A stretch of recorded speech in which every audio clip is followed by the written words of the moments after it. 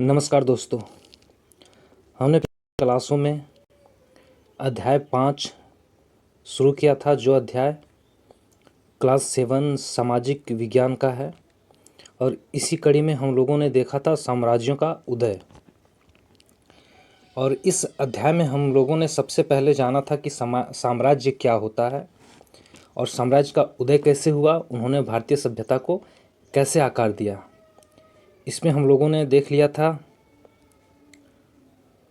साम्राज्य क्या होता है, और इसी कड़ी में हम लोगों ने देखा था साम्राज्य की कुछ विशेषताओं को। फिर हम लोगों ने व्यापार को पढ़ा था, व्यापारिक मार्ग देखा था, और श्रेणियां जिसे कि हम लोग गिल्ड्स कहते हैं उसको देखा था। अब आज हम पढ़ेंगे मगध का उदय। इस चैप्टर में आज हम मगध का उदय को जानेंगे। मगध का उदय।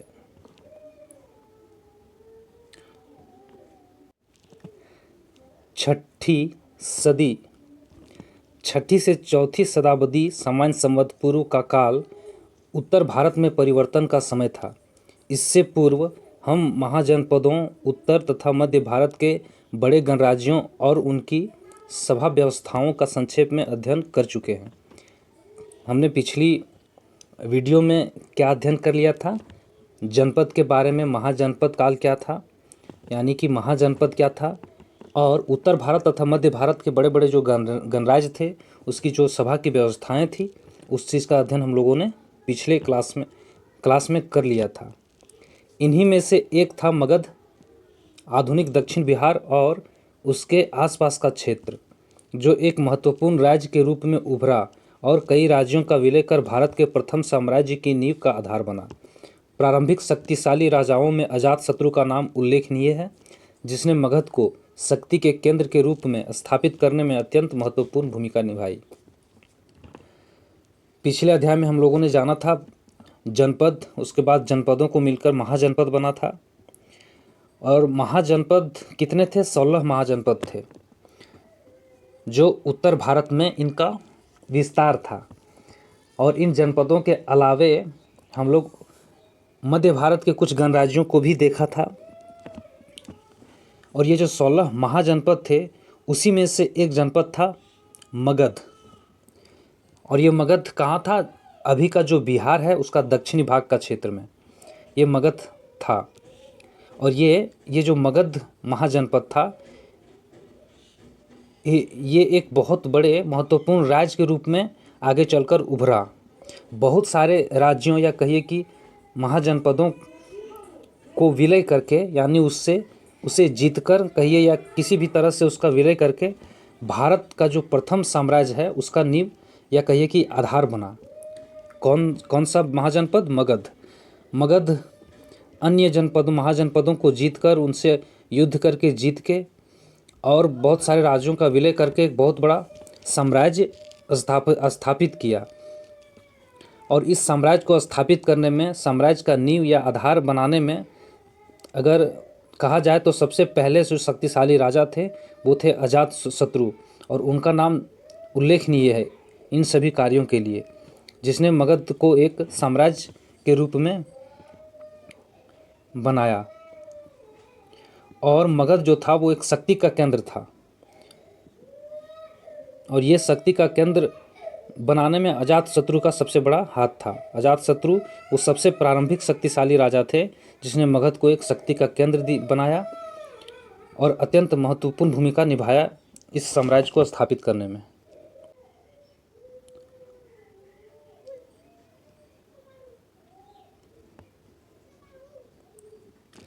मगध साम्राज्य संसाधनों से समृद्ध गंगा के उपजाऊ मैदानों में स्थित था, जहां उपजाऊ भूमि, प्रचुर मात्रा में इमारती लकड़ी प्रदान करने वाले वन तथा हाथी जैसे महत्वपूर्ण पशु थे। यह भी ध्यान रखने वाली बात है कि लौह धातु का उपयोग कृषि एवं युद्ध कलाओं सहित अन्य तकनीकी परिवर्तनों का प्रमुख कारण बना। निकट के पर्वतीय क्षेत्रों से प्राप्त लौह अयस्क एवं अन्य खनिज संसाधन मगध साम्राज्य के विस्तार में अत्यंत सहायक सिद्ध हुए। लोहे के हल द्वारा भूमि की जुताई से कृषि उत्पादन में तीव्र वृद्धि हुई और हल्के व तेज धार वाले लोहे के शस्त्रों ने सेना की युद्ध क्षमता को अधिक सशक्त बनाया। मगध का जो साम्राज्य था वो कहाँ पर स्थित था? गंगा के मैदान में, जो संसाधन से समृद्ध था और उपजाऊ मैदान था, वहीं पे मगध साम्राज्य स्थित था। ये जो क्षेत्र था वहाँ उपजाऊ भूमि, प्रचुर मात्रा में इमारती लकड़ी प्रदान करने वाला भूमि था, यानी कि प्रचुर मात्रा में इमारती लकड़ी प्रदान करने वाले वन थे इस भूमि में। हाथी जैसे महत्वपूर्ण पशु भी थे। अगर संसाधन की बात की जाए तो यहाँ पे लोह का उपलब्धता था, और ये जो लोह था ये कृषि एवं युद्ध कलाओं सहित अन्य जो तकनीक परिवर्तन का प्रमुख कारण बना था। निकट के पर्वतीय क्षेत्रों से प्राप्त लोह अयस्क, और इस क्षेत्र के निकट में जो पर्वतीय क्षेत्र थे उसमें जो लोह अयस्क प्राप्त किया जाता था और अन्य खनिज संसाधन जो प्राप्त किया जाता था वो मगध साम्राज्य के विस्तार में अत्यंत सहायक सिद्ध हुए। ये सारी संसाधन जो थी वो मगध साम्राज्य का विस्तार होने में बहुत ही महत्वपूर्ण भूमिका निभाई। लोहा का उपयोग, लोहे के हल द्वारा भूमि की जुताई, और लोहा का उपयोग करके लोहे का हल बनाया गया और उससे भूमि की जुताई की गई, जिससे कृषि उत्पादन में वृद्धि हुई। हल्के व तेज धार वाले लोहे के शस्त्र भी बनाए गए, जो सेना को युद्ध करने में ज़्यादा सक्षम बनाया, यानी कि युद्ध क्षमता को अधिक सशक्त बनाया। अधिशेष सरप्लस अन्न उत्पादन ने अधिक लोगों को कला एवं शिल्प की और उन्मुख होने का अवसर प्रदान किया, जिनकी मांग साम्राज्य के भीतर और बाहर दोनों ही जगह थी। गंगा तथा सोन नदियों से व्यापार को भौगोलिक लाभ मिलता था, क्योंकि इनका उपयोग यातायात के लिए किया जा सकता था। फलते फूलते व्यापार ने राज्य की आय में वृद्धि की तथा मगध के उत्थान में योगदान दिया। ये सारी जो परिस्थितियाँ थी वो मगध के अनुकूल थी, और मगध को फलते फूलते इसके व्यापार के लिए और इस राज्य के आय में वृद्धि के लिए भूमिका निभाई। गंगा और सोन नदी जो था वो एक मार्ग के रूप में, व्यापारिक मार्ग के रूप में प्रयोग में लिया जाता था, और इससे व्यापार वहाँ के अच्छे से फले फूले।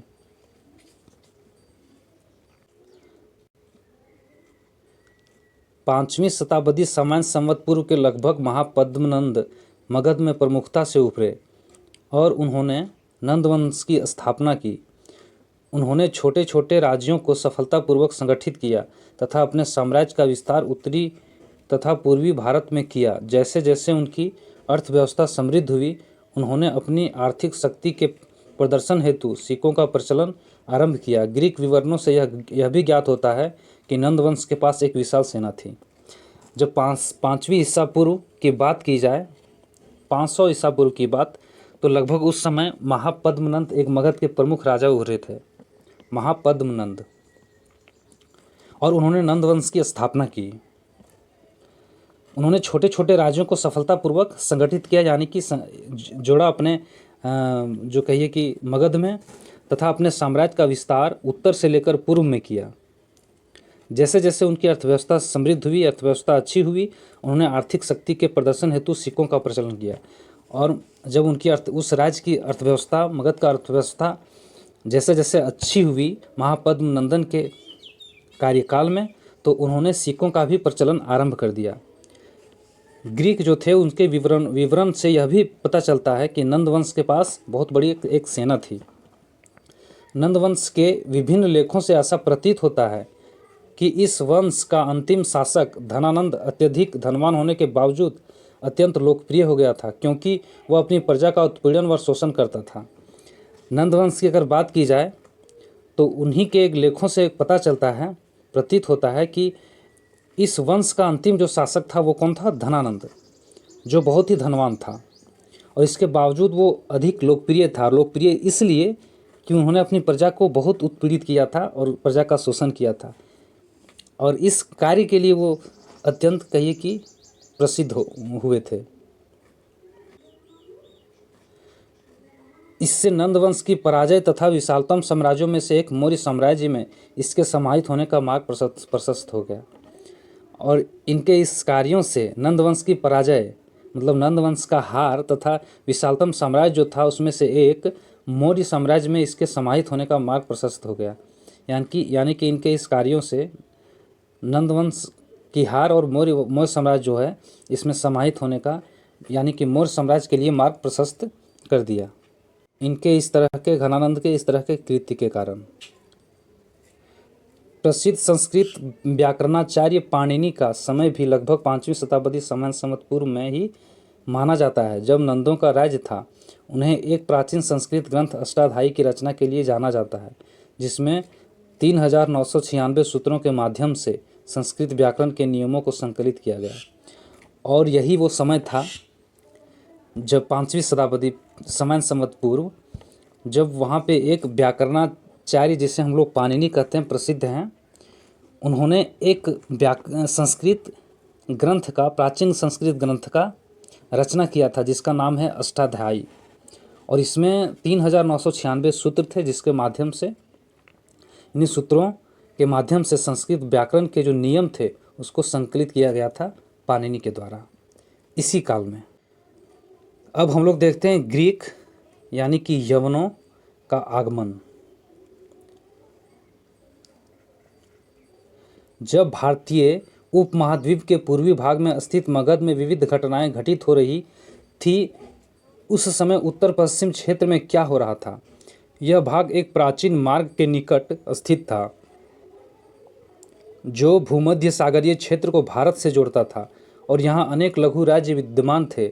ग्रीक वृत्तांतों के अनुसार उन राज्यों में पौरव वंश प्रमुख था, जिसके शासक राजा पुरु यानी कि पौरस थे।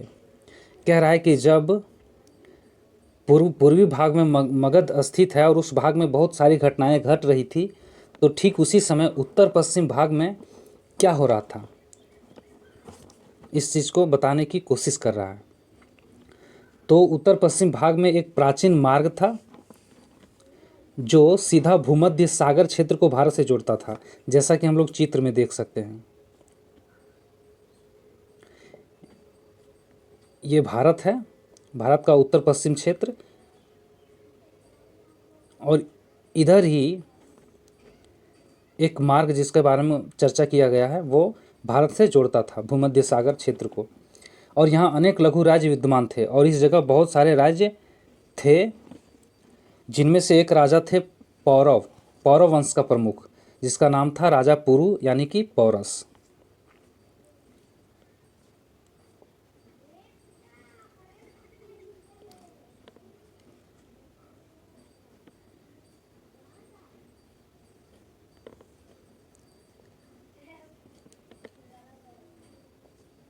यहाँ पे इस बॉक्स को देखते हैं थोड़ा सा। मैसिडोनिया के एक युवा और शक्तिशाली ग्रीक शासक अलेक्जेंडर ने ग्रीस पर पूर्व में हुए फारसी आक्रमणों का बदला लेने के लिए फारसी साम्राज्य के विरुद्ध अभियान चलाया। उस समय फारस शासित भारत के उत्तर पश्चिम क्षेत्र के कुछ भारतीय सैनिकों ने ग्रीक सेना के विरुद्ध लड़ाइयाँ लड़ी। अलेक्जेंडर ने फारसी साम्राज्य पर विजय प्राप्त की, जिसके परिणाम स्वरूप वहाँ ग्रीक संस्कृति का प्रभाव व्यापक रूप से फैला। उसका साम्राज्य अब 3 महाद्वीपों में विस्तृत हो गया था, जो विश्व इतिहास के सबसे बड़े साम्राज्यों में से एक था। ग्रीक संस्कृति का प्रभाव कैसे बढ़ा, इस चीज़ को यहाँ पे बताया गया है।